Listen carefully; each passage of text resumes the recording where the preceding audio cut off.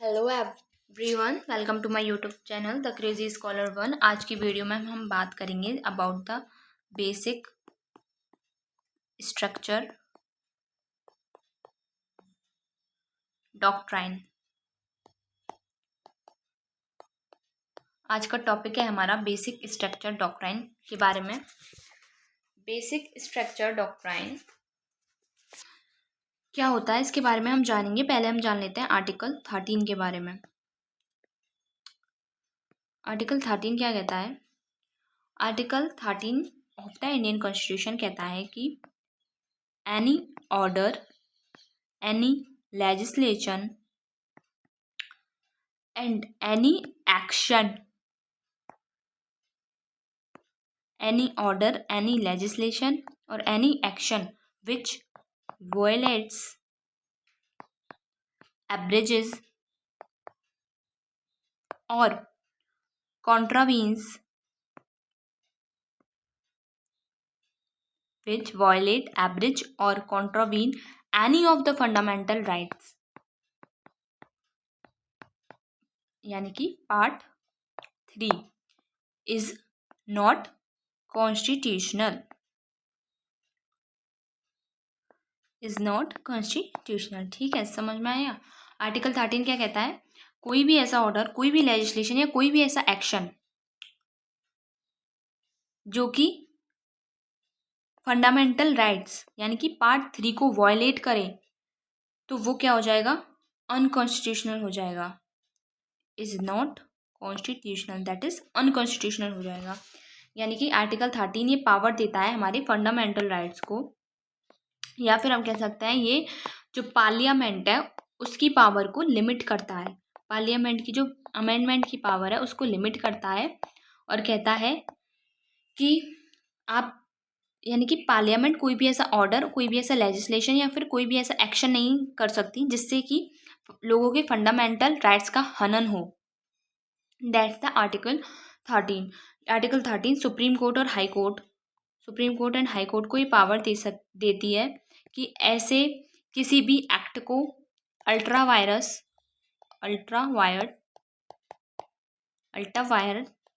Declare कर सकती है, नल एंड वॉइड बोल सकती है।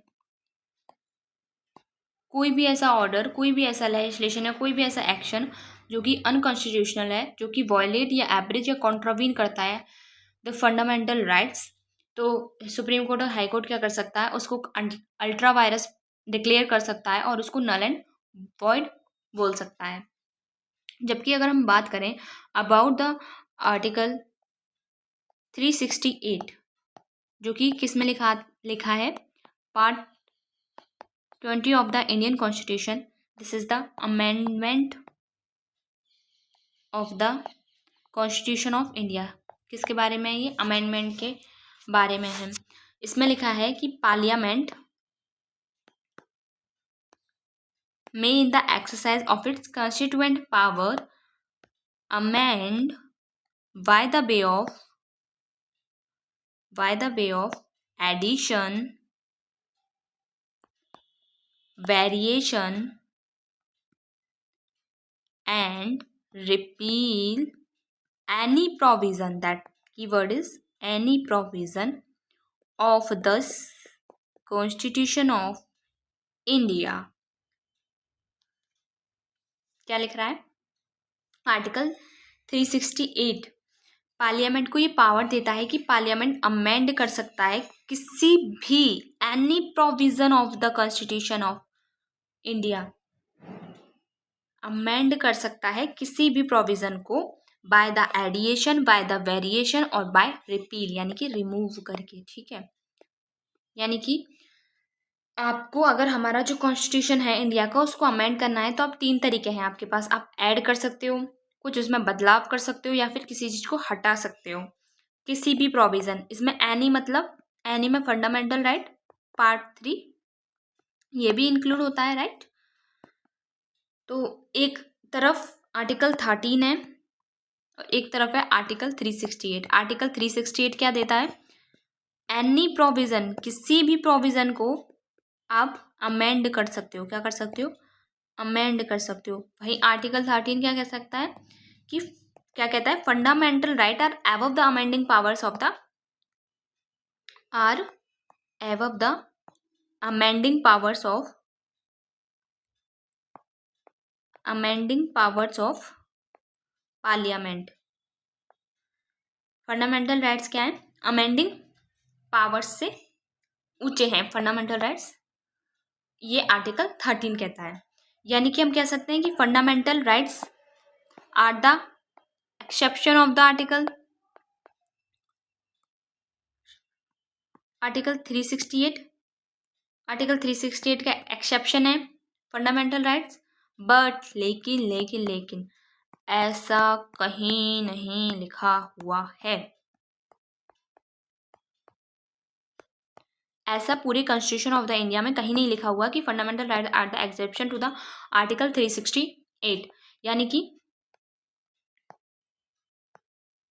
लॉ कैसा है, अनक्लियर है। लॉ कैसा हो गया, ये एक तरह से अनक्लियर हो गया। और हमने अब तक पढ़ते आए हैं कि law has to be clear and written. Law कैसा होना चाहिए, क्लियर और रिटन होना चाहिए, क्लियर एंड रिटन होना चाहिए। And so we will have to settle this inherent conflict जो पहले से ही है। ये जो कॉन्फ्लिक्ट है आर्टिकल 13 और आर्टिकल 368 एक दूसरे को कॉन्ट्राडिक्ट करते हैं। क्या करते हैं, कॉन्ट्राडिक्ट, एक दूसरे के अपोज में बातें करते हैं, एक दूसरे के अपोजिशन में है, ये एक तरह से बोल सकते हैं हम। That's the story of basic structure doctrine. समझ में आया कि आर्टिकल 13 और आर्टिकल 368 एक दूसरे के अपोज में है।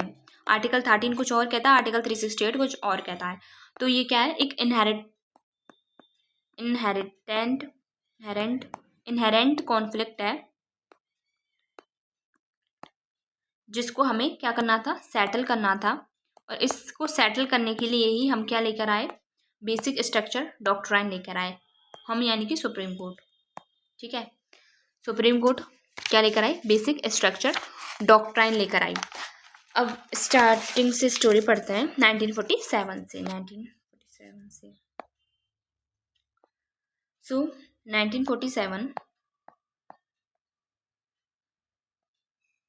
इंडिया को आज़ादी मिली, इंडिया आज़ाद हुआ। उस समय पर पीएम बने नेहरू जी।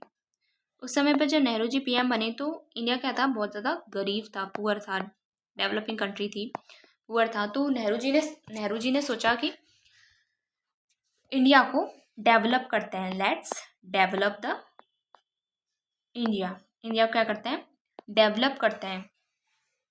तो डेवलपमेंट हम कैसे करेंगे, हम फैक्ट्रीज खोलेंगे, हम इंडस्ट्रीज खोलेंगे, राइट, हम डैम्स बनाएंगे, हाईवेज बनाएंगे। बट इन सब चीज़ों के लिए हमें क्या चाहिए, लैंड।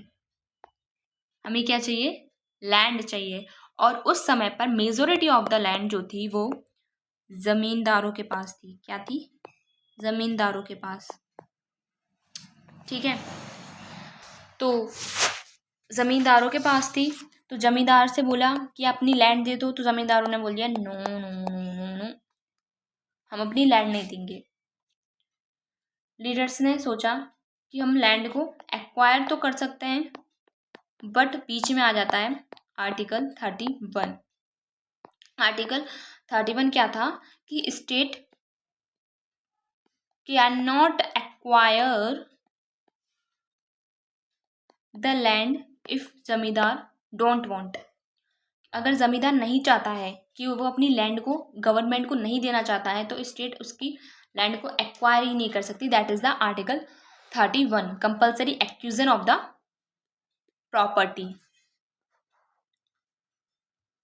और इस पे गवर्नमेंट यानी कि स्टेट कुछ कर भी नहीं पाएगी, क्योंकि ये एक फंडामेंटल राइट था।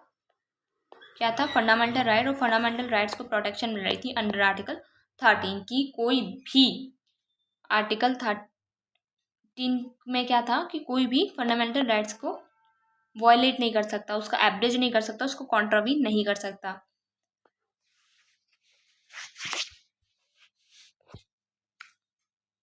तो गवर्नमेंट ने क्या किया, कॉन्स्टिट्यूशनल अमेंडमेंट किया। पहला फर्स्ट कॉन्स्टिट्यूशनल अमेंडमेंट एक्ट 1951 लेकर आई। गवर्नमेंट क्या लेकर आई, first constitutional amendment act of 1951। In the reference of article 31 उन्होंने क्या किया, article 31A and article 31B, article 31A and B जोड़ दिए और एक न्यू शेड्यूल जोड़ा, that is the 9th schedule. कौन सा शेड्यूल जोड़ा, 9th शेड्यूल जोड़ा। आर्टिकल 31A क्या था,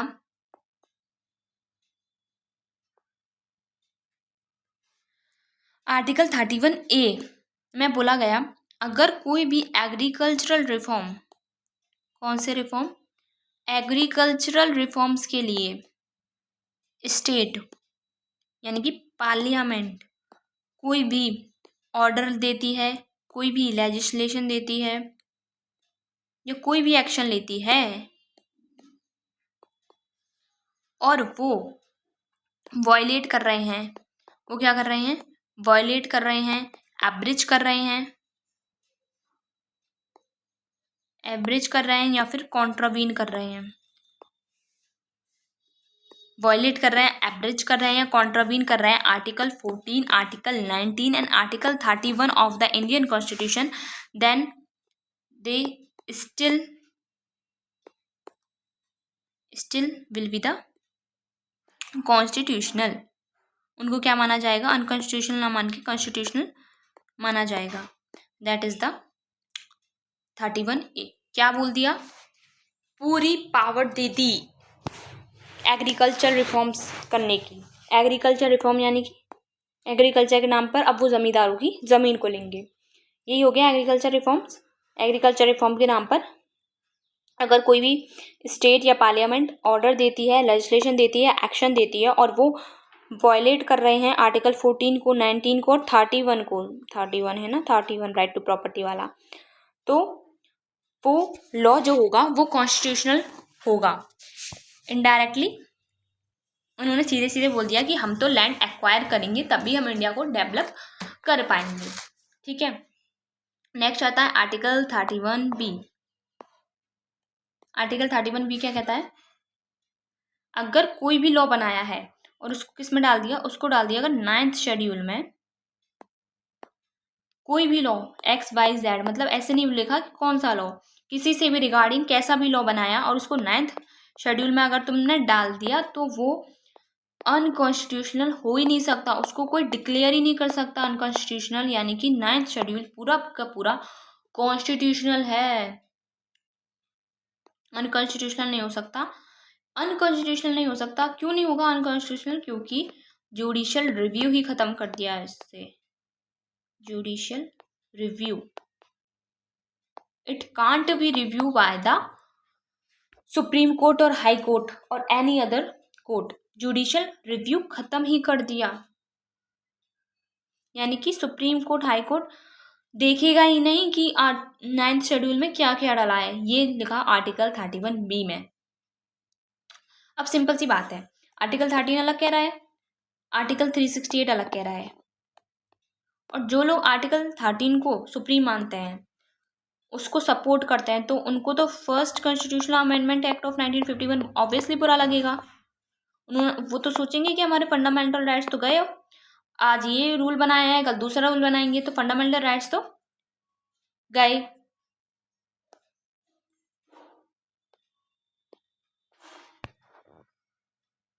then first constitutional amendment act of first constitutional amendment act of 1951 was challenge, और उस केस को बोलते हैं Shri Shankari Prasad Singh Deo versus union of India.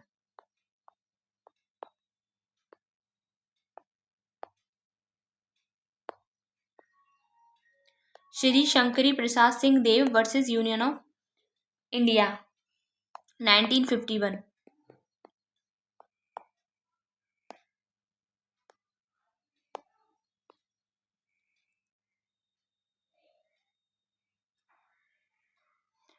Article 13, जो लोग आर्टिकल 13 को सपोर्ट कर रहे थे उन्होंने क्या किया, एक केस फाइल कर दिया, उसको चैलेंज कर दिया, Shri Shankari Prasad Singh Deo versus union of India case. और इसका क्वेश्चन क्या था, सिंपल क्वेश्चन ये था, आर्टिकल 13 ज़्यादा स्ट्रॉन्गर है कि आर्टिकल 368। उन्होंने सिर्फ इतना पूछा, आर्टिकल 13 स्ट्रॉन्गर है या आर्टिकल 368। क्योंकि अगर आर्टिकल 13 ज़्यादा स्ट्रॉन्गर है देन आर्टिकल 368 से, तो जो first constitutional amendment act of 1951 जो है वो क्या हो जाएगा, 51 क्या हो जाएगा, इनवैलिड हो जाएगा। क्या हो जाएगा, इनवैलिड हो जाएगा। लेकिन अगर आर्टिकल 368 ज़्यादा स्ट्रॉन्गर है आर्टिकल 13 से, तो first constitutional amendment act of 1951 valid रहेगा। क्या रहेगा, वैलिड रहेगा। तो जो सुप्रीम कोर्ट था उसने क्या जजमेंट दी, सुप्रीम कोर्ट ने क्या बोला कि जो first constitutional amendment act of 1951 है वो कॉन्स्टिट्यूशनल है। क्या है, कॉन्स्टिट्यूशनल है, यानी कि वैलिड है।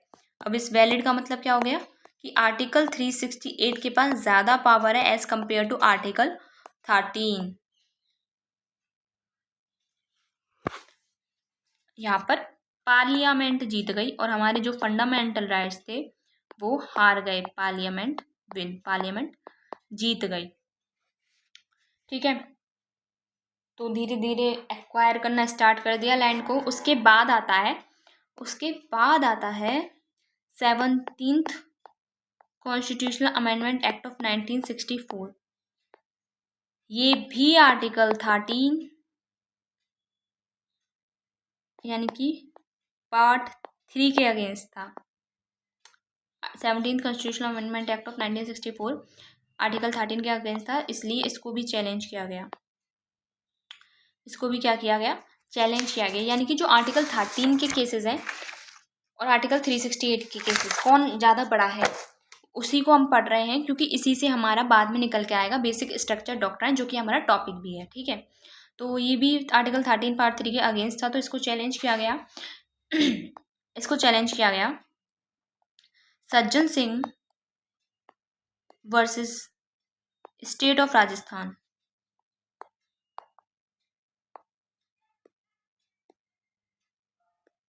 Nineteen 1964 Sajjan Singh versus state of Rajasthan. इसमें अभी सेम क्वेश्चन उठाया गया। इसमें भी क्या उठा, सेम क्वेश्चन था और अनफॉर्चुनेटली सेम ही आंसर आया। सेम आंसर यानी कि article 368 is more powerful then the article 13 of the Indian constitution. यानी कि वंस अगेन पार्लियामेंट जीत गई, पार्लियामेंट वॉन। अब ना फंक्शनिंग पढ़ लेते हैं थोड़ी सी। हम क्या पढ़ते हैं, functioning. Functioning of the supreme court. Supreme court कैसे फंक्शन करता है इसके बारे में थोड़ी सी जानकारी हम ले लेते हैं ताकि हमें थोड़ा अच्छा समझ में आए। तो जो सुप्रीम कोर्ट होता है ना, उसमें जजेस होते हैं। तो ये जो जजेस का ग्रुप जो होता है वो यूजुअली 2 का होता है, जिसको हम डिवीज़न बेंच या डबल बेंच बोलते हैं। डिवीज़न बेंच या फिर डबल बेंच। कितने जजेस होते हैं, यूजुअली 2 ही होते हैं, लेकिन कभी कभी 3 जजेस भी हो जाते हैं, तो उसको हम 3 जज बेंच बोलेंगे। और जितनी भी सिविल, क्रिमिनल, टैक्स, मैट्रिमोनियल इससे रिलेटेड जो केसेस आते हैं, सिविल से, क्रिमिनल से, टैक्स से या मैट्रिमोनियल केसेस जो आते हैं, वो ज़्यादातर 2 जजेस सॉल्व करता है उनको, या फिर वो 3 जजेस के पास पहुंच जाता है। ज़्यादातर वो यहीं तक ही सीमित रह जाता है। लेकिन जो हमारी कॉन्स्टिट्यूशन है, जो हमारे कॉन्स्टिट्यूशनल रिलेटेड इश्यूज़ हैं, कॉन्स्टिट्यूशन से रिलेटेड इश्यूज़ हैं, उसके लिए मिनिमम, कीवर्ड इज मिनिमम 5 जजेस होते हैं। मिनिमम कितने जजेस होते हैं? 5 जजेस होते हैं। इसको हम बोलते हैं कॉन्स्टिट्यूशनल बेंच। क्या बोलते हैं? Constitution bench. और ये जो कॉन्स्टिट्यूशनल बेंच है उसको चीफ जस्टिस ऑफ इंडिया ही बना सकते हैं। उसको कौन बना सकता है? सिर्फ chief justice of India. Article 145 इस बात की पुष्टि करता है कि chief justice of India under the article 145 क्या बना सकते हैं? कॉन्स्टिट्यूशनल बेंच बना सकते हैं। इसलिए जो CJI होता है उसको क्या बोलते हैं? Master of the roster. Master of the roster, ठीक है। ये जो 5 जजेस होते हैं, मिनिमम 5 जजेस होते हैं, ये कॉन्स्टिट्यूशन से रिलेटेड कोई भी बात होती है उसको डिस्कस करते हैं, उसके ऊपर जजमेंट देते हैं। लेकिन ये 5 जजेस आगे भी अगर CJI चाहे तो उसको आगे भी बढ़ा सकता है। इन 5 जजेस की जगह वो 7 भी ला सकता है। 7 की जगह वो और चाहता है कि और आगे अच्छा डिसीजन आए तो 9 जजेस ला सकते हैं। 9, 11, 13 एंड सो ऑन, ठीक है। 9 के बाद 13 जजेस ऐसे लाता है। मतलब हमेशा ही क्या लाता है? ऑड नंबर में लाता है। ऑड नंबर में लाता है। और इनका जो साइज, इनकी जो कंपोजिशन है वो सब कौन डिसाइड करेगा? वो chief justice of India CJI decide करेगा कि 7 जजेस होंगे, 9 जजेस होंगे, 11 जजेस होंगे। इन सबको डिसाइड करने वाला कौन है? CJI। हमेशा ऑड नंबर में क्यों लाता है? क्योंकि टाई ना हो जाए। कोई भी डिसीजन अगर है ना 6 लेकर आएगा, अगर फॉर एग्जाम्पल दे रही हूँ, अगर 6 जजेस की जजमेंट आएगी तो एक पॉसिबल ये भी है कि 3:3 आ जाए। मतलब 3 लोग उसके अगेंस्ट में हों, 3 लोग उसके सपोर्ट में हों, तो कोई जजमेंट नहीं निकल पाएगी। लेकिन अगर 5 है, 7 है, 9 है तो 5 में क्या आ सकता है? 4:1 आ सकता है। 7 में 6:1 आ सकता है। इसमें 8:1 आ सकता है। 7:2 आ सकता है। लेकिन इसमें 5:5 नहीं आ सकता। लास्ट फाइनल आ सकता है 5:4। 5:5 नहीं आ सकता। यानी कि कभी भी चांसेस नहीं है कि इसमें कोई भी डिसीजन टाई हो जाए। ऑड नंबर्स में टाई नहीं हो सकता। इसलिए कैसा लाया जाता है? टाई ना होने के लिए हमेशा ऑड नंबर्स में ही जजेस को बैठाया जाता है ताकि टाई ना हो, ठीक है। अब एग्जाम्पल समझो। एग्जाम्पल मानो कि एक 5 जज की कॉन्स्टिट्यूशनल बेंच बैठाई हमने। क्या बैठाई? Constitutional bench. जज 1, जज 2, जज 3, जज 4 एंड जज 5, ठीक है। इस जज 1 ने क्या माना कि आर्टिकल 13 स्ट्रॉन्ग है। इस जज ने भी क्या माना कि आर्टिकल 13 स्ट्रॉन्ग है। इस जज ने भी क्या माना? आर्टिकल 13 स्ट्रॉन्ग है। इसने भी और इसने भी, सबने क्या माना? आर्टिकल 13 स्ट्रॉन्ग है। तो हम इसको बोलेंगे अ 5 जज constitutional bench by 5:0 unanimous decision has decided या फिर held that article 13 is stronger than the article 368। समझ में आया? मतलब इसको हम एग्जाम्पल समझ रहे हैं कि कोई केस आया है आर्टिकल 13 वर्सेस आर्टिकल 368। कोई भी इंसान है यहाँ पर और कोई ये स्टेट ऑफ मतलब यूनियन है, तो यहाँ पर जो एक्स इंसान है वो जीत गया है। अब जजमेंट के अकॉर्डिंग एक 5 जज कॉन्स्टिट्यूशनल बेंच है, अनएनिमसली डिसीजन यानी कि सब सर्वसहमति से सर्वसहमति से 5:0 के डिसीजन से हमने क्या बोला है कि आर्टिकल 13 ज़्यादा स्ट्रॉन्गर है देन आर्टिकल 368। ये तो पहला केस हो गया। लेकिन ये जजमेंट ऐसे भी हो सकता था, यहाँ पर आर्टिकल 368 यानी कि 1, 2, 3 एंड 4 जजेस ने आर्टिकल 13 को स्ट्रॉन्गर माना और एक जजेस थे जिन्होंने आर्टिकल 368 को ज़्यादा स्ट्रॉन्गर माना। तो इसको क्या बोलेंगे, अपन बोलेंगे इसको अ 5 जज कॉन्स्टिट्यूशनल बेंच, अ 5 जज constitutional bench by 4:1 split decision. कौन सा decision? Split decision has held that article 13 is stronger than the article 368। ये जो 4 है इसको हम बोलते हैं मेजोरिटी डिसीजन, और ये जो 1 लिखा आता है इसको बोलते हैं हम डिसेंटिंग डिसीजन। ये 4-1 समझ में आया कि आर्टिकल 13 ज़्यादा स्ट्रॉन्ग है, ये 4 लोगों ने माना, और एक ने माना कि आर्टिकल 368 ज़्यादा स्ट्रॉन्ग है, that is the split decision. Unanimously नहीं है ये स्प्लिट डिसीजन है। अनएनिमस कब होगा? जब 5 के 5 जज सेम डिसीजन थे। अब ये आगे 3:2 भी हो सकता है, ठीक है, ऐसा मत सोचना 2:3 हो जाएगा, नहीं 3:2 में article 13 is more stronger then article 368 होगा। अगर 2:3 कभी नहीं लिखा था, अभी हमेशा लिखते हैं 3:2 तक रेशो लिखेंगे, तो इसमें बोल देंगे अगर 2:3 समझ में आ रहा है 368 इज ज़्यादा स्ट्रॉन्गर देन आर्टिकल 13, मतलब जो जीतेगा वो लिख दिया जाएगा। अगर 3 जजेस ने माना है कि आर्टिकल 368 ज़्यादा स्ट्रॉन्ग है एज़ कम्पेयर टू आर्टिकल 13, तो लिख देंगे article 368 is more stronger then article 13, 3:2 split decision, ठीक है। लेकिन अज्यूम करो, ऐसा मानो कि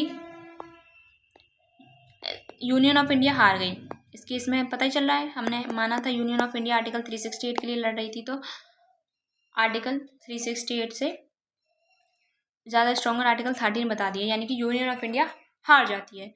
तो यूनियन ऑफ इंडिया के पास पावर है कि क्या कर सकती है, सीजीआई को अपील कर सकती है। क्या करेगी ये यूनियन ऑफ इंडिया? सीजीआई को अपील करेगी, और हो सकता है कि सीजीआई मान जाए इनकी अपील को और बोल दे कि एक लार्जर बेंच बनेगी। क्या बनेगी? एक लार्जर बेंच बनेगी। सीजीआई क्या करेगा? 7 जज बेंच बैठा लेगा। 7 बैठा सकता है, 9 बैठा सकता है, 11 बैठा सकता है, ये सीजीआई की मर्जी के ऊपर डिपेंड है, वो कितनी भी बैठा सकता है 5 के बाद, ठीक है। लेकिन अगर मानो कि इसका डिसीजन भी सेम रहे कि article 13 is stronger than the article 368, तो इसको क्या बोला जाएगा? इसको बोला जाएगा दैट अ 7 जज bench has upheld the decision of 5 जज बेंच, ठीक है। यानी कि जो 5 जज की बैठक थी उसका जो डिसीजन था उसको अपहेल्ड किया गया है 7 जज बेंच ने, यानी कि इनके डिसीजन सेम है। लेकिन अगर ये जो 7 जज बेंच है ये बोल दे कि नहीं, article 368 is stronger than the article 13, यानी कि डिसीजन बदल जाए, तो क्या बोला जाएगा? तो बोला जाएगा ए 7 जज bench has overruled the decision of 5 जज बेंच। इसने क्या कर लिया? ओवर रूल कर लिया, यानी कि डिसीजन पलट दिया। इसने क्या किया था? अपहेल्ड किया था, यानी कि डिसीजन सेम था।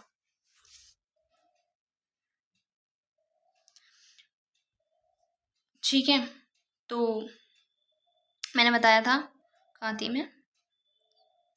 सज्जन सिंह केस पढ़ते हैं हम, है ना? सज्जन सिंह, ये वाला हम इस केस को पढ़ रहे थे, Sajjan Singh versus state of Rajasthan 1964 को।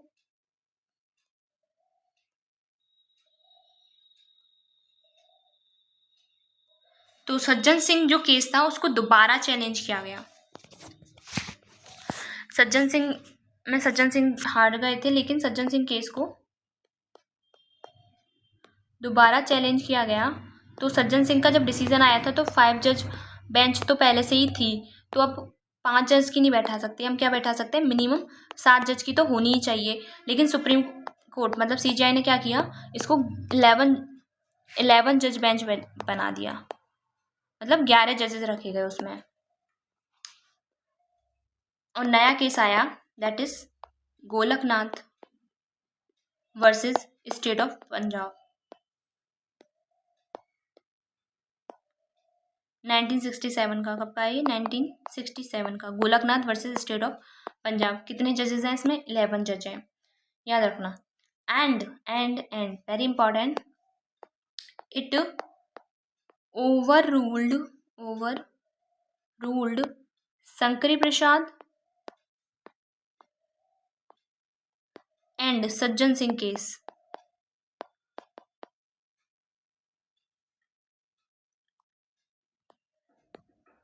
शंकरी प्रसाद और सज्जन सिंह केस को ओवर रूल्ड किया। ओवर रूल्ड का मतलब समझ गए ना, कि पहले डिसीजन कुछ और था, अब कुछ और हो गया है। 6:5 स्प्लिट डिसीजन आया, मतलब 6 लोगों ने ये बोला कि आर्टिकल 13 स्ट्रॉन्ग है और 5 लोगों ने ये बोला कि आर्टिकल 368 स्ट्रॉन्ग है। ठीक है, 6:5 स्प्लिट डिसीजन आया and it overruled Shankari Prasad as well as Sajjan Singh case. Supreme court ने बोला कि जो पार्लियामेंट है, parliament could not cartel any of the fundamental right in the constitution. कोई भी फंडामेंटल राइट को वॉयलेट नहीं कर सकती, इसको कर्टेल नहीं कर सकती, जो कि कॉन्स्टिट्यूशन में लिखे हुए हैं। Fundamental rights are beyond the amending power of article 368। Supreme court ने क्या बोला कि आर्टिकल 368 के पास कम पावर है एज कंपेयर टू आर्टिकल 13। यानी कि सुप्रीम कोर्ट ने बोल दिया कि फंडामेंटल राइट क्या करते हैं, लिमिट लगाते हैं किस पर, power of the amendment of the constitution. Article 368 की जो पावर है उस पर लिमिट लगाते हैं, एज वेल एज पार्लियामेंट की पावर पर भी वो लिमिट लगाते हैं। इसके बाद क्या हुआ, एक नई PM उभर कर आई, that is madam Indira Gandhi. Indira Gandhi क्या बनी, PM बनी। तो उनको जैसे ही उन्होंने देखा कि ये जो गोलकनाथ केस है वो हमारी पावर पर यानी कि पार्लियामेंट की पावर पर रोक लगा रहा है, तो इससे उनको प्रॉब्लम बहुत हुई। उन्होंने कहा कि nobody should limit the parliament, and उन्होंने क्या किया, 24th constitutional amendment act of 1971 निकाल दिया। 24th constitutional amendment act of 1971 निकाला। तो पता है, उससे पहले एक थोड़ी सी बैक स्टोरी जानते हैं कि डेमोक्रेसी जो होती है हमारी, डेमोक्रेसी कभी भी अनलिमिटेड नहीं होती है। डेमोक्रेसी में कुछ भी अनलिमिटेड नहीं होता है, कोई भी कुछ भी अनलिमिटेड नहीं है। यहाँ पर PM हो चाहे प्रेसिडेंट हो, उसके वो भी सुप्रीम गॉड नहीं है, उनके पास भी सुप्रीम पावर नहीं है। उन सबके ऊपर क्या है, चेक एंड बैलेंस है। चाहे मिलिट्री हो चाहे आर्मी हो, सबके ऊपर क्या है, चेक एंड बैलेंस है। यानी कि हम पहले भी पढ़ के आ चुके हैं इस चीज़ को कि जो कॉन्स्टिट्यूशनल गवर्नमेंट होती है हमेशा एक लिमिटेड गवर्नमेंट होती है ना।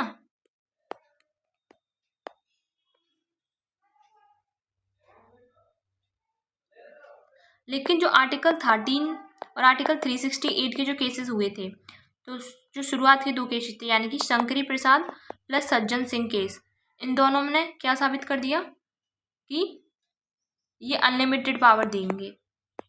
अनलिमिटेड पावर हो गई, unlimited power to the parliament, लेकिन गोलकनाथ ने ये बता दिया कि गोलकनाथ केस ने क्या बता दिया कि पार्लियामेंट के पास पावर जो है, यानी कि आर्टिकल 368 की जो पावर है वो आर्टिकल 13 से कम ही है, ज़्यादा नहीं है।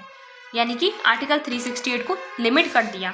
तो इससे क्या हुआ, इंदिरा गांधी को बहुत ज़्यादा गुस्सा आया, वो बहुत ज़्यादा एंग्री हुई और उसने क्या किया, article 13 as well as article 368 दोनों को ही अमेंड कर दिया by the 24th constitutional amendment act of 1971।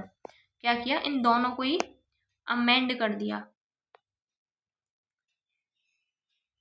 उन्होंने आर्टिकल जो हमारा 368 था, आर्टिकल 368 था, उसमें लिख दिया कि no amendment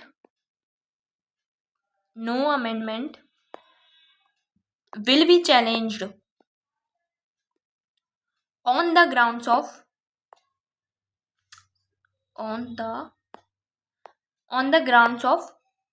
article 13 on the grounds of article 13 all the grounds of article 13।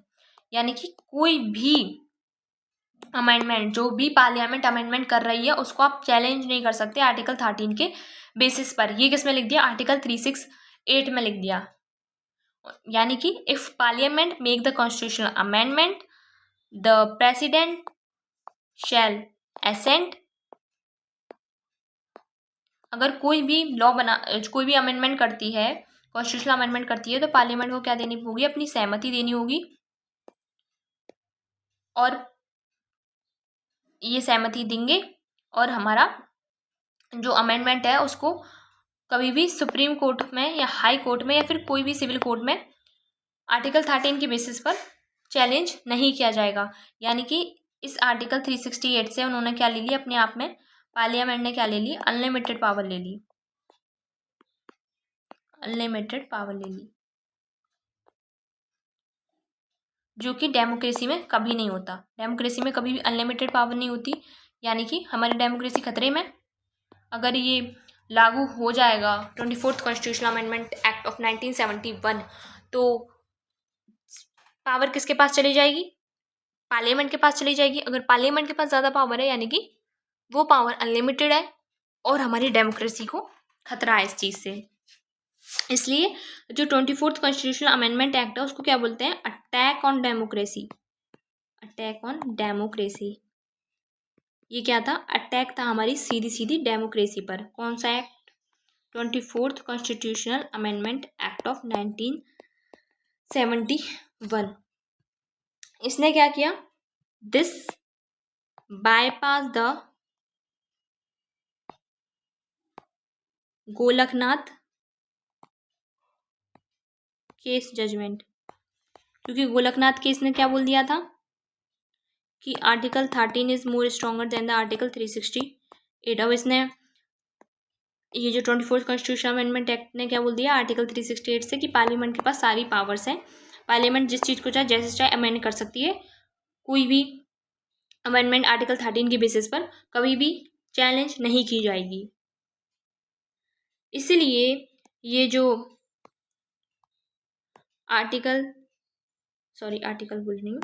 ये जो constitutional amendment act 1971, 24th constitutional amendment act 1971 आया था, इसको चैलेंज किया गया। उसको क्या किया गया, चैलेंज किया गया in the Keshavananda Bharati case. कौन से केस में, Keshavananda Bharati case. Next topic आ जाता है हमारा, हम केशवानंद भारती केस को पढ़ेंगे। Keshavananda Bharati versus state of Kerala 1973। Keshavananda Bharati case, Keshavananda Bharati versus state of Kerala 1973 आया। इसको हम बोलते हैं the case that saved the मतलब ऐसा केस जिसने हमारी डेमोक्रेसी को बचा लिया। अगर ये केस नहीं होता तो हमारी डेमोक्रेसी खतरे में होती। The case that saved our democracy. और इसका जो जजमेंट आया वो आया 24 अप्रैल 1973 को। 24 अप्रैल 1973 को इसका जजमेंट आया।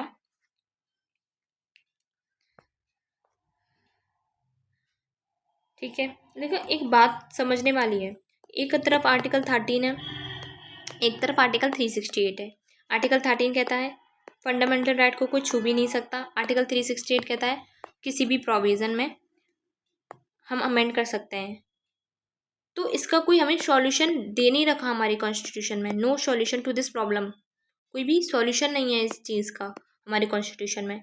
देन हाउ शंकरी प्रसाद जो केस हुआ था सबसे पहले, उसने इस चीज़ को कैसे डिसाइड किया, कैसे डिसाइड किया इस चीज़ को कि आर्टिकल 368 के पास ज़्यादा पावर है एज कंपेयर टू आर्टिकल 13। तो शंकरी प्रसाद जो केस हुआ था उसने बोला था कि आर्टिकल जो 13 है वो ऑर्डिनरी लॉ की बात करता है, सामान्य लॉ की बात करता है, ऑर्डिनरी लॉ की बात करता है। जबकि आर्टिकल 368 जो है वो कॉन्स्टिट्यूएंट पावर की बात करता है। किसकी बात करता है? कॉन्स्टिट्यूएंट पावर की बात करता है, कॉन्स्टिट्यूएंट लॉ की बात करता है। और इसी के बेसिस पर कि ये ऑर्डिनरी लॉ और ये कॉन्स्टिट्यूएंट लॉ या पावर की बात करता है, इसी के बेसिस पर शंकरी प्रसाद केस में बोल दिया गया कि आर्टिकल 13 से ज़्यादा स्ट्रॉन्ग है आर्टिकल 368। और गोलकनाथ ने कैसे डिसाइड किया कि आर्टिकल 13 स्ट्रॉन्ग है? गोलकनाथ ने कैसे डिसाइड किया? गोलकनाथ ने क्या किया? से हमें पता है, ओवर रूल्ड किया शंकरी प्रसाद केस को। उसने बोला कि जो फालतू की बकवास कर रहे हो ना कि तुम ऑर्डिनरी लॉ अलग है, कॉन्स्टिट्यूएंट लॉ अलग है, तो उसने बोला कि ये दोनों चीज़ क्या है? सेम है। ऑर्डिनरी लॉ, कॉन्स्टिट्यूएंट लॉ सब कुछ सेम है। फ्लॉड आर्गूमेंट तुम देना बंद करो।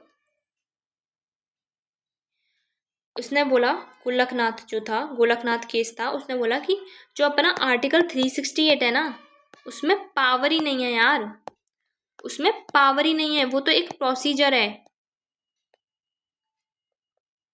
वो क्या है? एक प्रोसीजर है। ये कोई पावर वावर नहीं देता। पावर तो अपनी यूनियन लिस्ट में है। पावर तो अपनी क्या है? यूनियन लिस्ट में है। कोई आर्टिकल 368 में पावर नहीं है। It's just a procedure to amend करने का सिर्फ एक प्रोसीजर है ये। और जब पावर है ही नहीं, जब आर्टिकल 368 जो है उसमें पावर है ही नहीं, तो आर्टिकल 13 से कैसे लड़ेगा? आर्टिकल 13 से कैसे लड़ेगा भाई? वो जिस चीज़ के पास पावर ही नहीं है वो आर्टिकल 13 से लड़ेगा कैसे? तो इंदिरा गांधी ने इस सब बातों को नोटिस किया, और इंदिरा गांधी ने जब अपना 24th कॉन्स्टिट्यूशनल अमेंडमेंट एक्ट लेकर आई थी, तो उसने क्या किया? आर्टिकल 368 में ये चीज़ को क्लैरिफाई कर दिया कि नहीं, उसके पास पावर भी है, उसके पास प्रोसीजर भी है। किसके पास? आर्टिकल 368 के पास है ना। आर्टिकल 368 के पास पावर भी है और प्रोसीजर भी है टू अमेंड करने की पावर और प्रोसीजर दोनों हैं, यानी कि गोलकनाथ केस को बाईपास करा था। केशवानंद भारती केस जब आया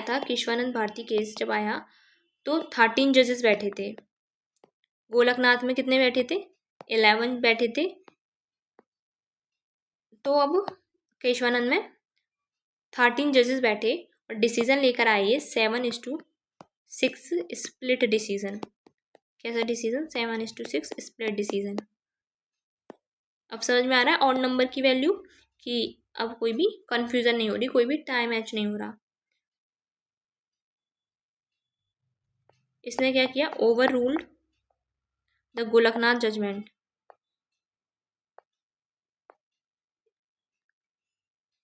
इसने क्या बोला?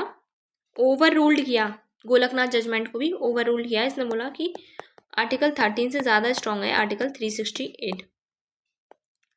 क्या बोला इसने? आर्टिकल 368 जो है वो ज़्यादा स्ट्रॉन्ग है एज़ कम्पेयर टू आर्टिकल 13। उसने बोला कि फंडामेंटल राइट्स जो हैं उनको हम अमेंड कर सकते हैं। क्या कर सकते हैं? अमेंड कर सकते हैं।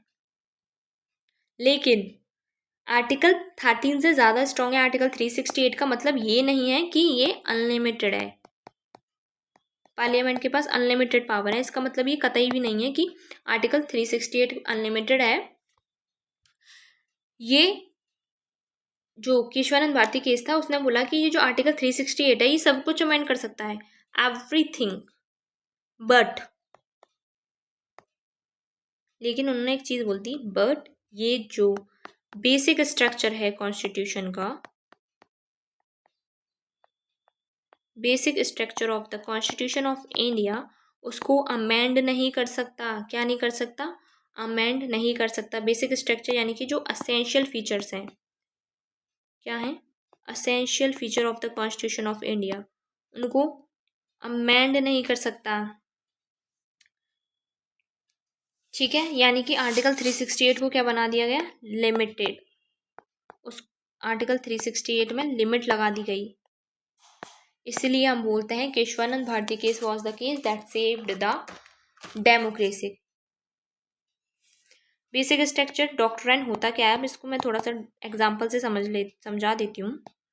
जैसे कि इसको एग्जांपल से समझिए कि बहुत टाइम पहले क्या होता था, एक टीचर थे, उनके पास बच्चे थे पढ़ाने के लिए, तो वो कैसे पढ़ाते थे? जैसे राम जी के टाइम पर,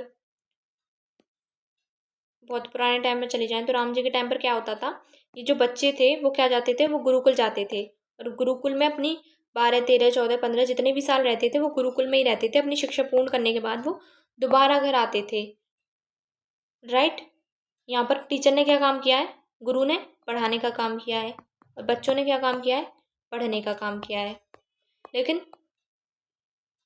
ओवर द टाइम क्या हुआ, टाइम बदला, और इस समय पर टीचर क्या थे, वो पेड़ के नीचे बैठ के पढ़ाते थे, जैसा आपने देखा होगा रामायण वगैरह में। तो पेड़ के नीचे बैठे हैं गुरुजी, शिष्य और नीचे बैठे हैं, ये सब क्या पढ़ा रहे हैं और पढ़ रहे हैं। ओवर द टाइम टीचर है, टीचर को मिल गया एक ब्लैक बोर्ड, एक कमरा पढ़ाने के लिए।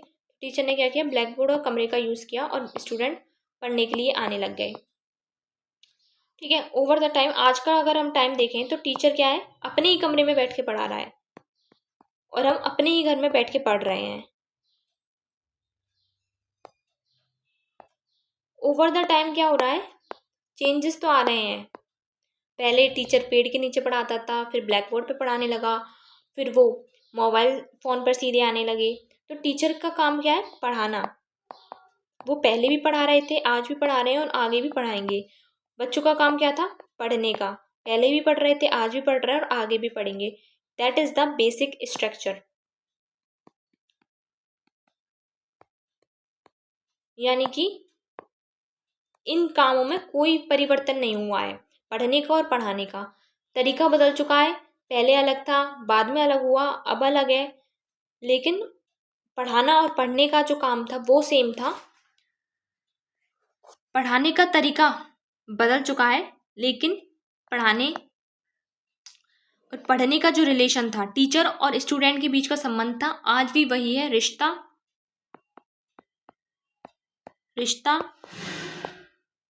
रिलेशन, रिश्ता और रिलेशन आज भी वही है। तो यही बोला गया बेसिक स्ट्रक्चर, यानी कि बेसिक स्ट्रक्चर क्या हो गया? वो रिश्ता हो गया। रिश्ता सेम है, रिश्ता वही है, चाहे पढ़ाने का तरीका बदला हो, लेकिन उनके बीच का रिश्ता सेम है। That is the basic structure. कोई भी चेंज आया है उसको हमने एक्सेप्ट कर लिया है हंसी खुशी ना। Any change is acceptable. यहाँ पर चेंज आया कि हमें ब्लैक बोर्ड मिल गया, तो हमने ब्लैक बोर्ड से पढ़ाना स्टार्ट कर दिया। फिर हमें एक टैब मिल गया, कंप्यूटर मिल गया, लैपटॉप मिल गया, एक एसी वाला रूम मिल गया, तो हमने ऑनलाइन पढ़ाना एक्सेप्टेबल कर लिया। लेकिन शर्त क्या थी कि बच्चे पढ़ेंगे तो ही हम पढ़ाएंगे। शर्त क्या थी? Doesn't violate the basic structure या फिर इसेंशियल फीचर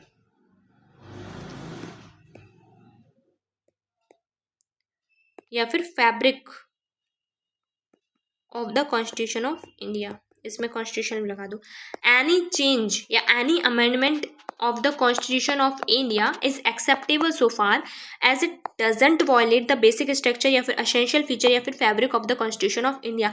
हर एक चेंज, हर एक अमेंडमेंट एक्सेप्टेबल है अगर वो बेसिक स्ट्रक्चर यानी कि एसेंशियल फीचर्स को यानी कि फैब्रिक को वायलेट नहीं करती है। तो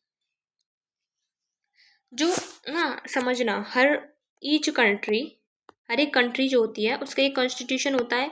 हर एक कॉन्स्टिट्यूशन में कुछ बेसिक फाउंडेशनल आइडियाज़ होते हैं।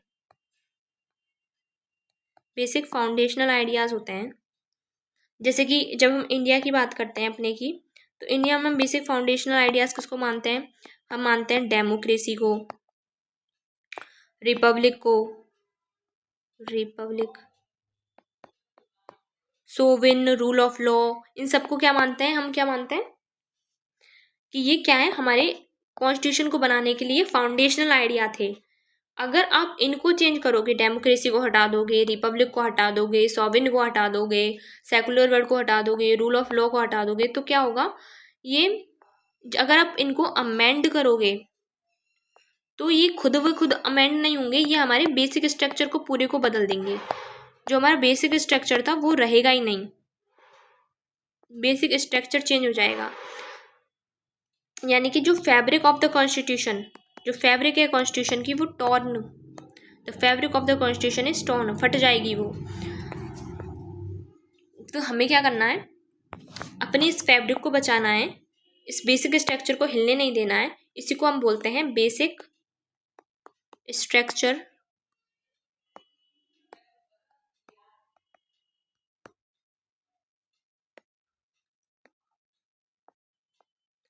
Structure doctrine. डॉक्ट्राइन यानी कि सिद्धांत। ये क्या है? एक सिद्धांत है, एक ख्याल है, एक आइडिया है। That is the idea.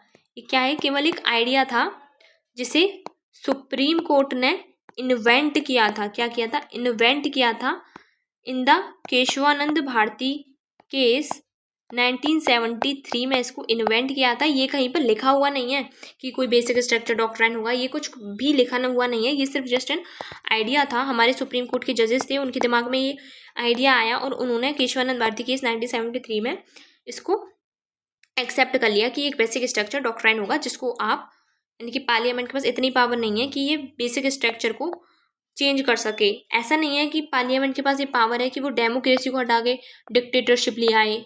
नहीं, पार्लियामेंट के पास पावर नहीं है, क्योंकि ये क्या हो जाएगा? ये हमारा इंडिया का फाउंडेशनल स्टोन था। इंडिया ने डेमोक्रेसी के बेसिस पर ही हमारे नए इंडिया की नींव रखी थी। तो हमारी इंडिपेंडेंट इंडिया की नींव रखी थी। जो फाउंडेशनल आइडियाज़ हैं उनको हम डिस्टर्ब नहीं होने देंगे। That is that basic structure. This is an evolving idea. ये क्या है? एक इवॉल्विंग आइडिया है, एक जुडिशियल इनोवेशन है।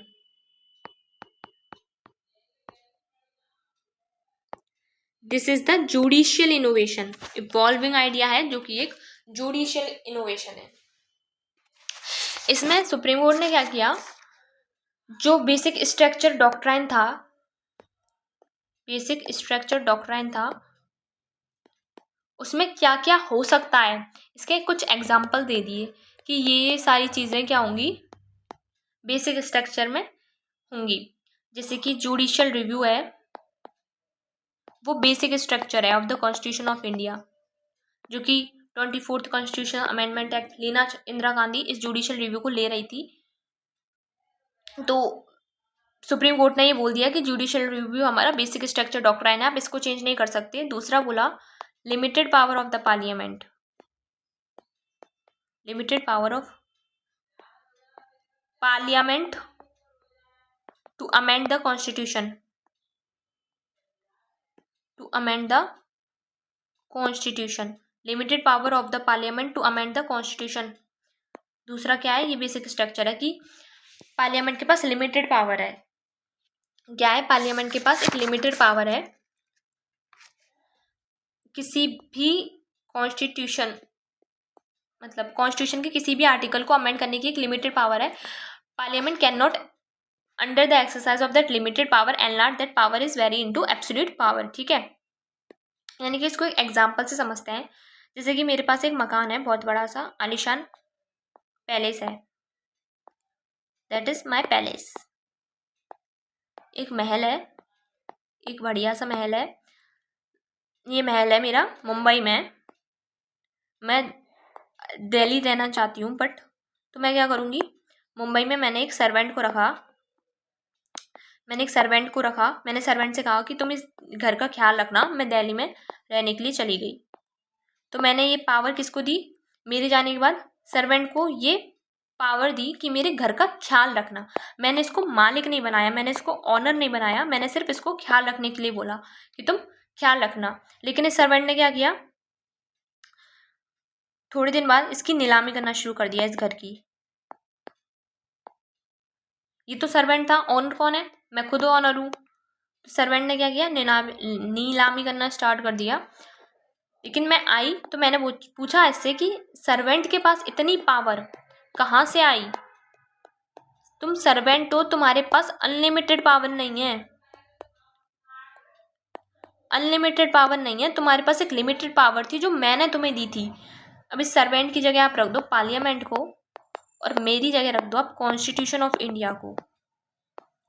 तो कॉन्स्टिट्यूशन ऑफ इंडिया है, उसने पार्लियामेंट को एक लिमिटेड पावर दे रखी है, उस लिमिटेड पावर से वो अनलिमिटेड पावर में चेंज नहीं हो सकता। That is the limited power of parliament to amend the constitution of India. यानी कि जो पावर कॉन्स्टिट्यूशन ऑफ इंडिया ने पार्लियामेंट को दी है, पार्लियामेंट क्या हो गया, एक सर्वेंट, सर्वेंट क्या है, रिसीवर, उसने इस पावर को रिसीव किया है। एक रिसीवर ओनर नहीं हो सकता, कभी भी ओनर नहीं हो सकता। ये हमारा कौन बताता है, बेसिक स्ट्रक्चर में ये लिख दिया गया। किसमें लिख दिया गया, बेसिक स्ट्रक्चर में। इसके अलावा भी काफ़ी सारे एग्जाम्पल्स थे जो बेसिक स्ट्रक्चर में लिखे गए, जैसे कि सुप्रीमेसी ऑफ द कॉन्स्टिट्यूशन, जो कॉन्स्टिट्यूशन ऑफ इंडिया है वो सबसे बड़ा है, सोविन है, डेमोक्रेटिक है और रिपब्लिकन नेचर है इंडिया का, सेकुलर कैरेक्टर है इंडिया का, सेपरेशन ऑफ पावर होना चाहिए, separation of power between the legislature, executive और judiciary, federal character of the Indian constitution, unity and integrity of the nation, welfare state, freedom and dignity of the individual, rule of law, parliamentary system, harmony and balance between the fundamental right and EPSP, principle of equality, independence of judiciary, principle underlying fundamental right। ये इस point को और याद रखना, principles underlying fundamental rights, but not the entire part 3। इसने क्या बोला कि कुछ फंडामेंटल राइट्स हैं जो कि बेसिक स्ट्रक्चर में है, लेकिन पूरा पार्ट 3 बेसिक स्ट्रक्चर में नहीं आता। ठीक है, बेसिक स्ट्रक्चर में नहीं आता, पूरा पार्ट 3 नहीं आता, कुछ फंडामेंटल राइट्स आते हैं बेसिक स्ट्रक्चर में बट पूरा नहीं आता। इसके अलावा power of supreme court under article 32, 136 and 141 and 142, high court की पावर्स अंडर आर्टिकल 226 एंड 227, ये सब क्या है, बेसिक स्ट्रक्चर है। बेसिक स्ट्रक्चर डॉक्ट्राइन के अंदर ये एग्जाम्पल दिए गए। लेकिन जब है ना केशवानंद भारती केस आया था तो लोगों ने ये सवाल स्टार्ट कर दिया कि यार ये जो बेसिक स्ट्रक्चर डॉक्ट्राइन तुम दे रहे हो ये लिखा हुआ कहाँ है, वेयर इज इट रिटन, लिखा कहाँ पर है ये। तो सुप्रीम कोर्ट ने बोला कि तुमने सही कहा, it is not expressly written, ये कहीं पर लिखा हुआ नहीं है, ये तो सिर्फ हमारा एक आइडिया है, ये क्या है, एक डॉक्ट्राइन है, ये एक सिद्धांत है, हम जजेस के दिमाग में आया तो हमने ये अपना लिया। और ये on a case to case basis होगा, on a case to case basis होगा ये, ठीक है।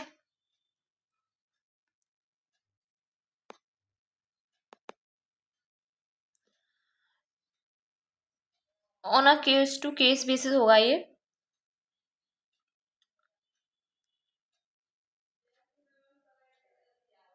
On a case to case basis होगा ये। एक सेकेंड, उन्होंने बोला कि अभी तो हम कुछ एग्जांपल्स दे रहे हैं, we are now giving a few examples. उन्होंने कुछ एग्जांपल दिए जो कि मैंने आपको पहले ही बता चुकी हूँ, ठीक है।